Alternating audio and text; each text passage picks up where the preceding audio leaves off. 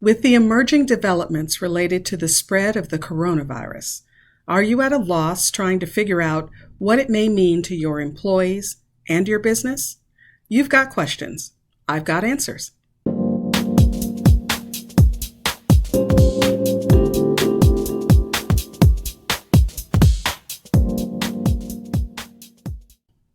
Hi, entrepreneurs. I'm Vicky Brown, and you're in the right place if you want to engage your team, boost your business, and grow your leadership muscle. An infectious disease outbreak, such as the current coronavirus, can be scary for your family, friends, and for your employees. In today's special episode, we're going to focus on how you and your business can deal with a possible pandemic. Now, I'm not going to go into what the virus is or how it's transmitted. You can find current, detailed information on the World Health Organization site and the Centers for Disease Control. Today, I'm going to focus on 9 areas that you, as an employer and business owner, should think about and give you specific strategies for each one. First up, clean your workspace. According to the World Health Organization, contamination on surfaces is one of the main ways the virus spreads, so make sure you provide disinfectant, spray, and/or wipes so that surfaces and objects like phones, keyboards, etc. can be wiped down regularly. And keep them in multiple locations, so conference rooms, near common area printers, and at workstations.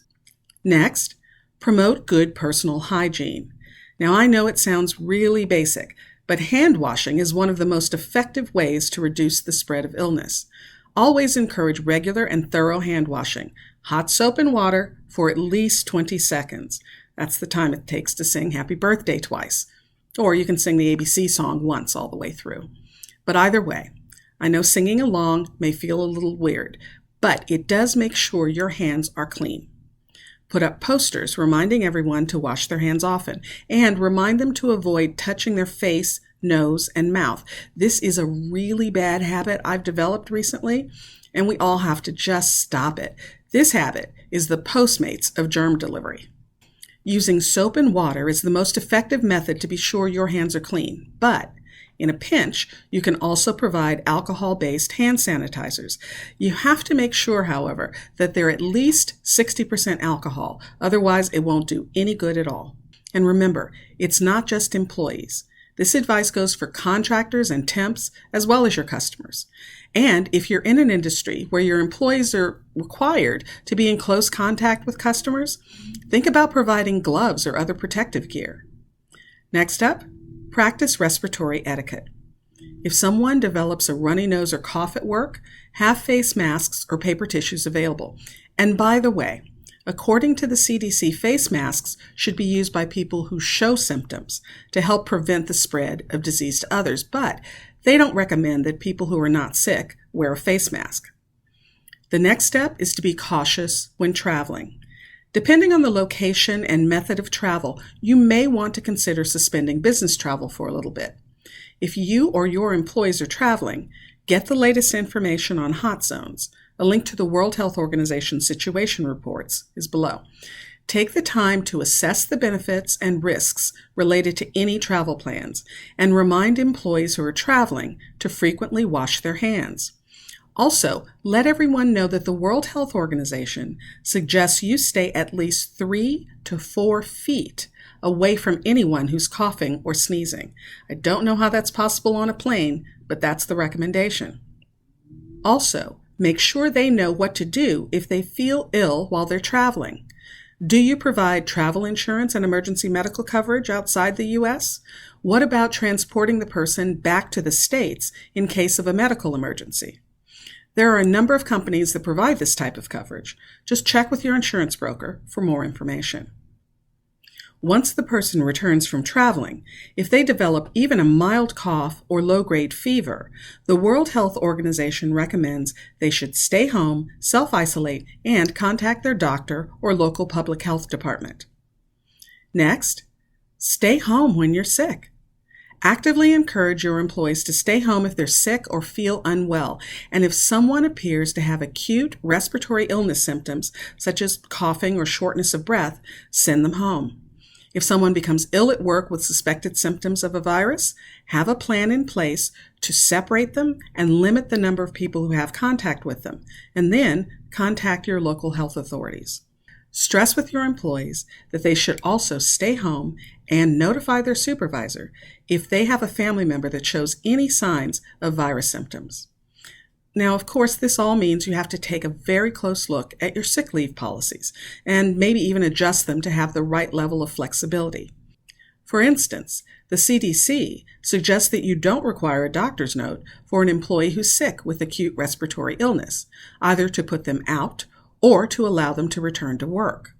Also, you may decide to pay for sick days even if the employee has used up all their available sick time. Now, since this is all a bit of a break from the usual standards around managing sick leave, I absolutely suggest you run any policy decisions by your legal counsel before you move forward. Next up, working from home. Encouraging your employees to stay home when they're sick brings up the question of working from home. If you don't currently have policies in place or you aren't set up for remote workers, it's a good idea to start thinking about that now. Think about it. If you have one or two people out, other members of your team may be able to take up the slack. But if you have half the team gone, the work still needs to get done. So what alternative do you have in place? And it's not just working from home. You need to make sure that your systems and vendors are prepared to handle that load. Do employees have computers at home? Can they VPN in to your server? Are your critical documents stored in the cloud for easier access? And what about your email? Is it cloud-based, or do you need to have someone on site to manage an Exchange server? Can your IT company or person easily support your systems if most of your team is accessing your main data remotely? And what about your phone system? If someone calls your main business number, can it be answered if no one is physically in your office? Having a remote strategy in place is valuable for dealing with viral illness, but it's also a critical piece of having a successful business continuity plan. Listen, I live in California, and the possibility of an earthquake is ever present, so a business continuity plan is a must for us. I've put together a business continuity checklist. You can get your free copy by using the link below. Next up, communication. It's really important that you, as the leader, do everything possible to combat misinformation. Now, I understand you're not a doctor. However, you can point employees who have questions to the CDC or World Health Organization sites for up-to-date expert guidance. You may even want to do a preemptive memo to get in front of the issue. I put a free sample of a memo in the links below. Remind your team, and particularly your managers, that health information is protected and you must maintain confidentiality around any health-related information an employee tells you. If someone tells you that they or a family member are ill, inform employees of their possible exposure, but you must maintain confidentiality. So, how could that communication possibly go? Well, first you call counsel, run everything by them, then say something like, "It's been brought to our attention that the worksite may have been exposed to the coronavirus. Please contact your physician right away for advice on how to proceed." Now, I know everyone will be worried and a bit panicked, so if you have an EAP, absolutely use it. By the way, an EAP is an employee assistance program, and many times it's an added service from your health insurance company, so just check with your broker to see if you have an EAP. They can be really helpful places for employees to use to discuss their concerns and work through issues. Next up, the business impact. While you're working through the potential impact this might have on your business, consider these points. Take a look at your sick leave policies. They may need a temporary revamp to address your needs during this time. Prepare for the possibility of high absenteeism. Have you cross-trained your team so that almost no matter who's out, the essential business functions are covered? Are you ready for your team to go remote? Do you have the hardware and software in place so that they can continue to get the job done? And by the way, I don't mean to pile on because I'm sure I freaked you out a little bit, but what about workers' compensation? Depending on the amount of time your employees are off-site, you might consider speaking with your business insurance agent just to make sure your workers' compensation insurance covers those remote sites as well. And by remote sites, yes, I mean their homes. If they trip over a cord while they're working, it's a workers' comp injury, and you'll need to be sure you're covered. And finally, posters. There are quite a few workplace posters available from the CDC. Again, the links are below. They can be really helpful in reminding everyone to wash their hands and stay home when they're sick or feeling ill. Also, you have to consider the alphabet soup of employment law protections, the American with Disabilities Act, the Family Medical Leave Act, and other possible employee protections. Honestly, when you're looking at designing a comprehensive communication, action, and business continuation plan, you just need to be sure to loop in legal counsel. And by the way, advice from an HR expert wouldn't hurt either. One last thing. I know everyone will be talking about the virus, its impact, and the fear they feel. But be very careful with your languaging as a leader. Set the example. Remember, the virus can't be attributed to any one ethnicity or group. Unfortunately, it's everywhere because, well, it's a virus. We really are all in this together. Be sure to grab your free copies of the Business Continuity Checklist and the sample Employee Communication Memo by using the links below.